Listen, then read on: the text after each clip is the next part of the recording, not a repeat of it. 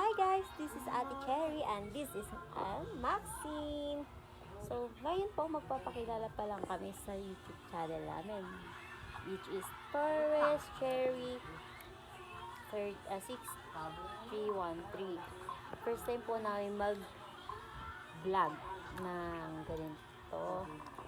Mostly po kasi vacation, yung mga pag napasama po kami sa mga bakasyon, yun yung sa video ko. But now po, try ko lang magsalita with this makulit.